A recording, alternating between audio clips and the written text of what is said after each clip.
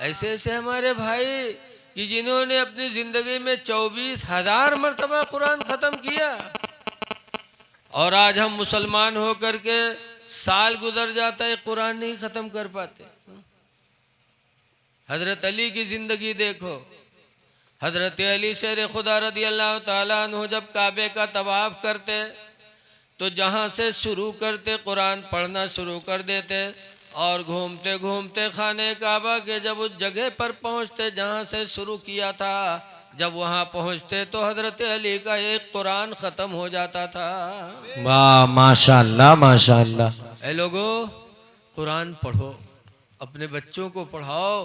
तिलावत कुरान करने वाले को क़यामत के दिन जन्नत पुकारेगी। लेकिन आज अफसोस है कि हम कुरान नहीं पढ़ पाते, हमें मौका ही नहीं है।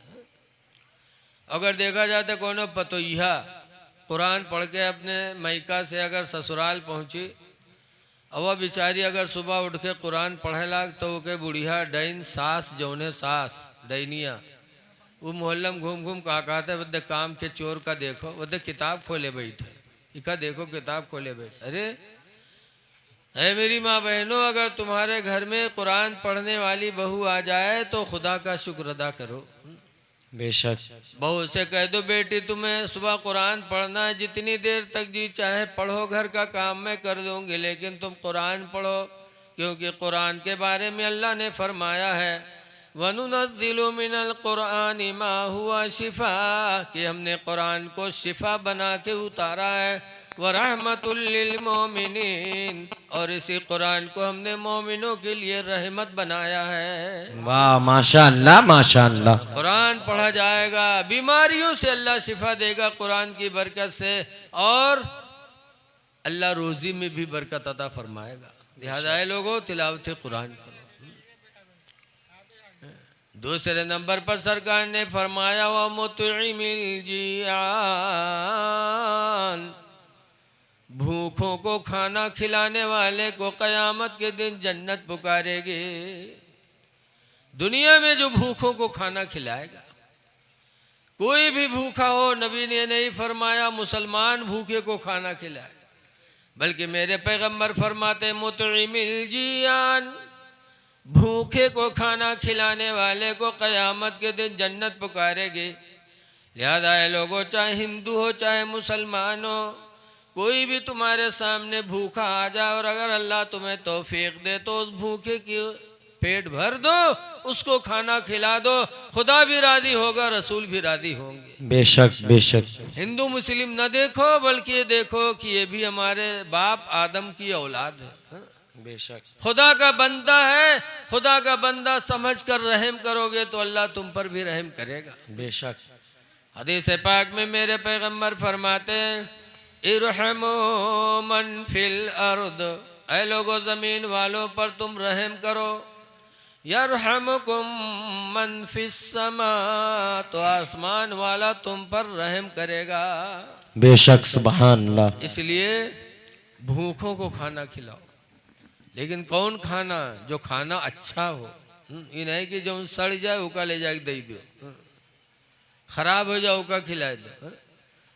जैसे कि मौलाना अब्दुल मुस्तफ़ा साहब आदमी लिखते हैं कि एक गांव में यहाँ मस्जिद रहा है, मौली साहब नमाज पढ़ा होता है, तो गांव भर मौली साहब के दावत ले, लेकिन एक घर वो गांव में ऐसा रहा जो मौलवी के दावत सालों साल गुजरेगा कबू नहीं ली।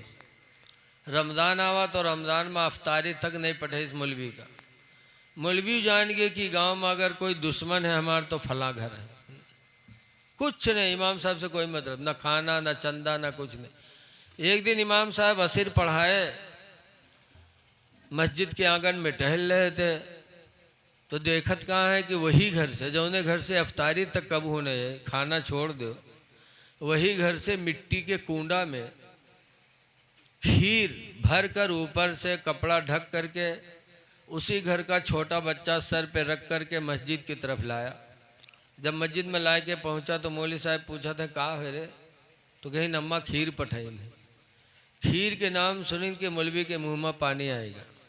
जल्दी जल्दी गए मिसवाक गरारा के हिंद, आवाज़ पलथी मार बैठ गए। और के बाद जब कपड़ा हटाइन तो देखिन पूरा कूंडा खीर से भरा। तब मौलवी चौंके, कहीं अरे ये घर से अफ्तारी तक कबू नहीं आई। और आज पूरा कूंडा, कूंडा जाने तो आप लोग, मिट्टी के तसला को कूंडा कहते हैं। और एल्युमिनियम के रहो तो तसला, प्लास्टिक के रहो तसला, और मिट्टी के रहो तो कूंडा। मौलवी देखिन तो कहीं अरे ये घर से कबू अफ्तारी तक नहीं आई रहा है, और आज पूरा कूंडा खीर से भर के आवा है। तो मौलवी साहब लड़कवस कहीं कि अरे तुरे महतारी का अगर हमरे खातिर खीर पठवे रहा है तो कोनो पियाली में पठे दिए हो, कोनो प्लेट में पठे दिए हो, ये पूरा कूंडा भर के काहे पठे से कहा भैंसा वैसा हुई का अत्था का करबे। तो छोट लड़का झूठ नहीं बोले था। लड़का कहे मौलवी साहब ऐसा है कि हमारा अम्मा खीर बना के रखीन और चली गई पानी ले, अत्ते में यहाँ कुतुआ हुआ मुँह डार के खाए लाग। तो अब्बा अम्मा का मारे लागे, कहीं नारे खीर को खाई रे अब। तो अम्मा कहीं घबराओ ना, मस्जिद में पठे दे, मौलवी साहब खाए ले। जैसे मौलवी सुनिन ब उठाए कूंडा फेंकिन, ला हौल वला कुव्वत इल्ला बिल्लाह, ला हौल वला कुव्वत इल्ला बिल्लाह। इतनी जोर जोर लाहौल पढ़िन कि लड़का डरकन मारे रोवे लाग। जब रोवे लाग तो मौलवी डांटा था, फिर रोता क्यों है? तो कहीं मौलवी साहब कूंडा फोड़ डाले हो, यही कूंडा में हमारा अम्मा कूड़ा फेंकत रहा, कूड़ा किमा फेंकी है मौलवी साहब। तब मौलवी अपन खोपड़ी पीटे लागे कि हाय इतने हम बदनसीब निकले कि खीर मिली कुत्तक जूठ, वह बर्तन में जिमा कूड़ा फेंका जाता है। आज हमारी माँ बहनें वही खाना गरीबों को देती हैं जो खाना खराब हो जाए, घर वाले न खाएं। ऐ मेरी माँ बहनों, अगर अल्लाह तुम्हें दे तो वो खाना अल्लाह के नाम पर दो जो तुम्हें भी पसंद हो। अल्लाह कुरान करीम चौथे पारे के शुरू में फरमाता है, लन तनालुल बिर्र हत्ता तुनफिकू मिम्मा तुहिब्बून। हरगिज हरगिज तुम नेकी नहीं पा सकते जब तक कि अपनी पसंदीदा चीज को खुदा के नाम पर खर्च नहीं करोगे। वाह माशाअल्लाह माशाअल्लाह। इसलिए भूखों को खाना खिलाओ। और तीसरे नंबर पर सरकार ने फरमाया वहाफिज़िल लिसान, और ज़बान की हिफाजत करने वाले को जन्नत पुकारेगी। जो अपनी ज़बान से गाना नहीं गाएंगे, ज़बान से झूठी बोलियां नहीं बोलेंगे, अल्लाह ताला क़यामत के दिन मकाम देगा कि जन्नत उसे पुकारेगी। इसलिए ज़बान बचाओ, गाना ना गुनगुनाओ। अगर गुनगुनाने का शौक है तो नाते नबी याद कर लो। बेशक बेशक। नाते नबी गुनगुनाओ तो अल्लाह अल्लाह का रसूल भी राजी होगा। आज आला हजरत फाजिल बरेलवी को पूरी दुनिया क्यों चाहती है? कि उन्होंने पूरी जिंदगी अपने नबी की तारीफ किया, नात पढ़ी, तारीफ किया, और ऐसी तारीफ किया कि आला हजरत कहा करते थे, या रसूल अल्लाह तुम्हें जाना तुम्हें माना न रखा गैर से काम। माशाअल्लाह माशाअल्लाह, बहुत अच्छा। जाना तुम्हें माना न रखा गैर से काम, लिल्लाहिल हम्द में दुनिया से मुसलमान गया। माशाअल्लाह माशाअल्लाह। लिल्लाहिल हम्द में दुनिया से मुसलमान गया। अल्लाह का शुक्र अदा करो कि अल्लाह ने हमको तुमको बोलने की ज़बान अता फरमाई।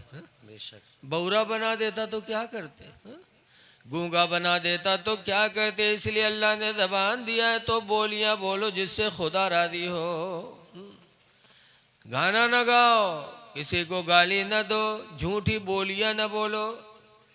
लेकिन आज हमारी माँ बहनें अल्लाह रहम करे, अगर पाएगी कहूँ रज जगग रात में ढोल तो पूरी रात गमकावत। आ जाओ आंगन माल्ला मरे, अल्लाह का बलावत। अल्लाह को देख पाओगी? अल्लाह को नहीं देख सकते।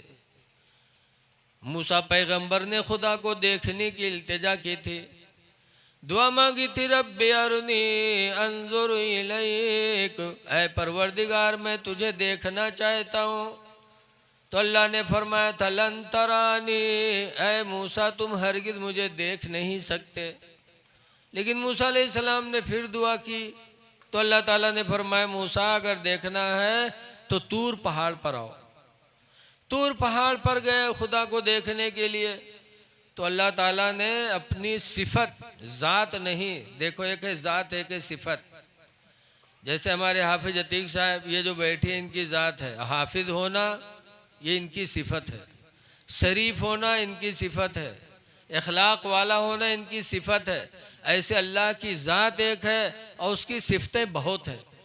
तो सिफतों में से सुई के नोक के बराबर, सुई के नोक के बराबर अल्लाह ने अपनी सिफत की एक तजल्ली उतारी थी तूर पहाड़ पर, तो मूसा देख नहीं पाए थे। ऐसी तजल्ली थी कि कुरान करीम में फ़ख़र्र मूसा सईक़ा, तो मूसा चित होके कि गिर गए थे। माशाअल्लाह माशाअल्लाह। सिर्फ उस तजल्ली को देखी थी सुई के नोक के बराबर, तो बेहोश होके गिर गए थे। और देखने का जलाल उनकी आंखों में ऐसा आ गया था कि मूसा अलैहिस्सलाम की आंख, उसके बाद जो देख लेता देखने वाले की आंख बह जाती थी, इतना जलाल आ गया था। जो देखे उसकी आंख निकल जाए, बह जाए ऐसे दीदा। तो मूसा अलैहिस्सलाम ने अपने आंखों पे पर्दा डाल लिया था कि पता नहीं अल्लाह की मखलूक कौन कौन देखेगी तो उसकी आंख चली जाएगी।